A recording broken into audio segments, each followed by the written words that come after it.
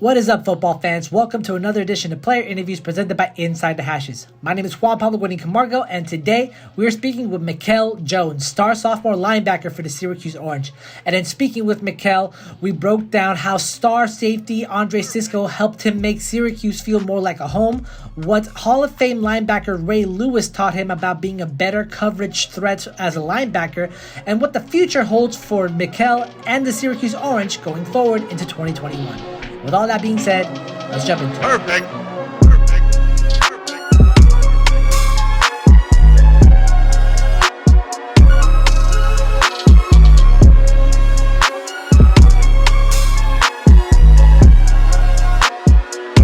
First thing I want you to do is kind of like look at yourself from a scouting perspective. I want you to kind of break yourself down for me as objectively as you can. If I was a scout, I'm looking at me. I say I'm a playmaker, definitely a playmaker, physical linebacker. I can't add more than my size. I'm good in coverage, good in drops. My football IQ is pretty decent. It can't get better. And then just a natural baller. I've been doing this all my life. You say natural baller, like how do you mean by that exactly? I don't even know. I say I've been doing it for so long. So when I got out there, I'm only a sophomore. I feel like I got comfortable very well this season. So I just got comfortable. I felt like I was doing this my whole life. I wasn't really worried about any competition we was going against. I was just going to do what I had to do every time. We had to go out there on the field. So I feel like that's natural. Not everybody can do that, obviously. You know, IDP kind of broke you down in terms of like your skills as a linebacker. They say you're a tremendous tackle, you wrap up well, and you're a patient linebacker. Now, how does a linebacker practice patience when the instinct is just to blitz the gap and take care of whatever guy has the ball? So I learned to be patient. Really last year in our defensive scheme, we had to, our linebackers kind of had to be patient. So in this defense, our linebackers got to go. So depending on what situation I get, I know how to use my patience. If I'm getting zone blocks or something like that, the ball gonna bounce. But if I'm blitzing, I'm always gonna go. I know that Coach Baber said that he wanted his linebackers to be, to be bigger going into the 2020 season. What do you think he meant by that? And what did you do to respond to what Coach said? I think he meant exactly what he said. He just wanted bigger linebackers. And I wasn't the biggest in the room at all. So when we had to stay home during our spring break for that long period of time till we had to come back in the summer, I went home 212 and then I came back 230 pounds. And that was just me eating a lot and using things around me to try to keep my weight up and gain muscle. Not only coming back just bigger as a linebacker, but also you came back into Syracuse for 2020, a lot more experience in the college game. You sat behind Shaquem and Armstrong last year. What did you learn from them that you brought into your game for this year? It was different. So I feel like a lot of the things I learned I couldn't really use because we got a whole new defensive coordinator. We got a whole new defense. But I just learned things on a lot of things off the field, like how to study for games, how to take care of my body, how to prepare for games, and just how to prepare during the week of practice to help you for the game. Just how to watch film and stuff like that. That's what helped me a lot. I know Coach lined you up a lot at weak side this year. The year before, you were kind of switching between strong side and weak side. Can you kind of give a quick breakdown of what the differences are between those two for the audience that don't really understand it? So on the weak side, I feel like I got more action on the weak side, honestly, playing at the weak side in the spring. And then on the strong side, last year was in a different defense. I feel like I was more on the line, pass rushing, playing to the field sometimes, most of the time. And when for responsibility, a lot of people say weak side is more like the kind of cleanup actor when it comes to the run when you can't make it on the second level. What about the strong side? Are you more in charge of first contact, or are you just trying to block off the gap? It depends. Like on run, it's more sometimes you want to be first contact on the strong side because you got to send it to somebody. So you want to play a little bit faster, play heavy on your opponents. Say you get a guard pull or something, you want to go attack that immediately so you can send it back to somebody, and that'll be the weak side linebacker to come clean it up. I saw in one picture on your Insta that you met Ray Lewis, I think in 2017. First off, how the heck do you meet Ray Lewis? And second, was he someone that you watched and modeled yourself after growing up, or were there other linebackers that you took to apply to your game for? Other linebackers like Denzel Perryman. I watch a lot of Mac Wilson right now. But Ray Lewis was definitely always number one linebacker. I met Ray Lewis by going to a camp at IMG Academy. My first time ever going to IMG Academy before I attended the school. So it was a camp for like underclassmen. I'd say like freshmen, sophomores. I think I was a sophomore the first time I went. Yeah, sophomore the first time I went. So I went to the camp and it was basically like top 50 linebackers in the country to work out with Ray Lewis for like 2 or 3 days. And that was one of the best experiences of my life, definitely. We got to spend a lot of time with him. He got to teach us, like, give us a lot of knowledge about life on and off the field.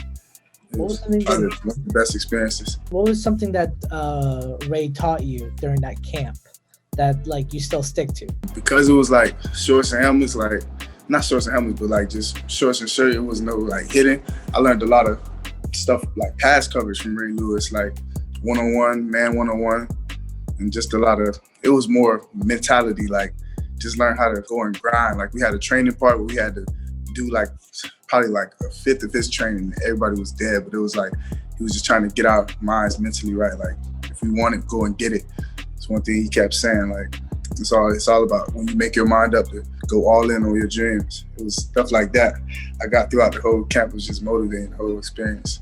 I'd say like that experience helped a lot considering you're leading the ACC in picks right now. So yeah, and the crazy thing about that, like I went to the camp 2 times. I think my sophomore year and then my junior year.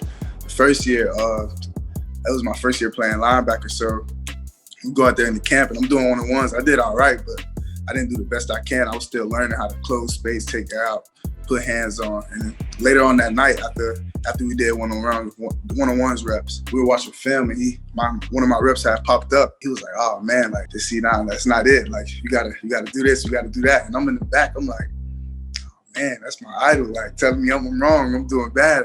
And that just stuck with me. So the next year I came back, like I was just like clamped up at the camp. I put a lot of work into that next year to get right on my man skills, and I was lights out at the camp. I remember like going up top with him because I had a good rep. And it was just like a way different, like a big jump from the first time I went to the camp to the second time I went to the camp, just off of things he like gave me and tips and stuff. In that camp, it got you, like it was enough to get you going into IMG, which is probably the top high school football program in the country. And I remember Inside the Hashes went down and talked to you about 2 years ago during a media day for IMG. And I have some of the questions here that I kind of want to revisit with you to see if they're like still the same today. So first thing, when we were asking you like what a typical day at IMG was, you had told us that it's tough. You had people surrounding you doing the same things that you were doing. Every morning you woke up, you told yourself you need to focus. You know what you have to do each and every day on every step of the way. You have to attack every day, plan it out, and make sure your timing is perfect and work hard. Does life at IMG kind of mirror what life is now that you're a D1 athlete at Syracuse, or are there any discrepancies? It's a difference because at IMG, it was way more guided. Like everybody was doing the same thing as you were taking the same approach. Everybody was on like the same exact schedule. Here it's kind of different. You got more leeway, more freedom.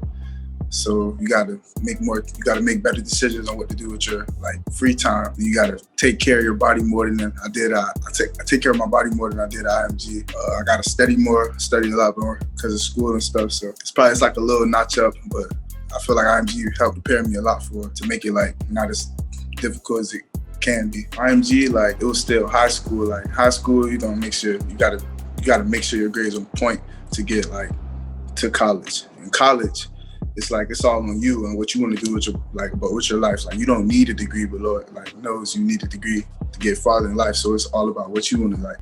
You got to put more effort for yourself because like not too many people gonna be pushing you towards getting your degree because it's for you.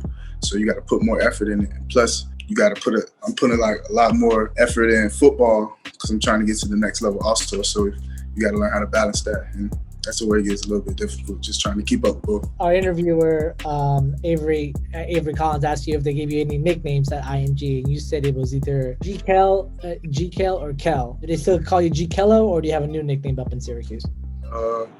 Close friends call me Kello. That's a little close friends thing, but everybody call me Kel around here. Like I said, our interviewer said like they could call you like the killer because Kel killer sort of thing. Do you think that's a nickname that applies to you in terms of a linebacker? Yeah, definitely. If you put on the tape, I'm always bringing it, no matter who I'm hitting. I'm gonna bring it. You gonna hear it. And that hitting style got you like a lot of like huge attention from colleges. You had LSU, Ole Miss, Kentucky. You had some huge name programs like coming after you. What made Syracuse such a fit? When it came time to take my official visits, and like I was able to take an official visit here when I got here, I just went with my heart. I feel like this is where I wanted to be. I didn't want to stress myself out too much, so came here. I feel like it was best choice at the time. I read that Andre was kind of like a big part in like bringing you over to Syracuse. What did you and him kind of talked about when he was first contacting you and you were on your recruiting? When I came on like my official visit, he was having a crazy freshman season, and he was just telling me like how possible it is, how like IMG helped us, like we're built for this. Now that he's going like to the NFL, do you feel like you can step in for him on this defense as like that leader, that like that vacancy in leadership that he's going to be leaving behind? Yes, definitely. How's his leadership approach different than the one that you want to apply? I don't think it's much different. I think he was a great leader while he was here. You have like any like anecdotes of like you and him kind of like learning the defense together, or being this unit?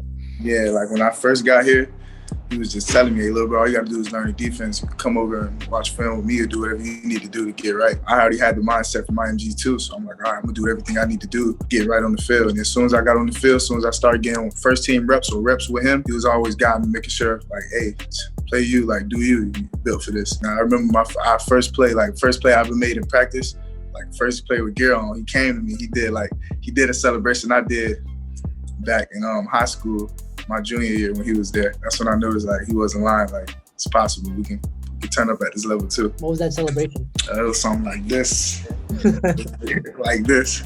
Yeah. Like just like crazy mentality, sort of. Crazy mentality, going crazy. And I know you and Andre, you had Coach Ward initially. And then after last year, Coach White came in and took his place. How different is the coaching style of Ward versus White? Coach Ward, his defense, like it was like very gap control, so you had to be on point. There was a lot more details you had to focus on. And Coach White, it's more chaotic defense. Like we just got to causing trouble, we're causing havoc everywhere. We're mixing up gaps, we're doing all types of crazy stuff.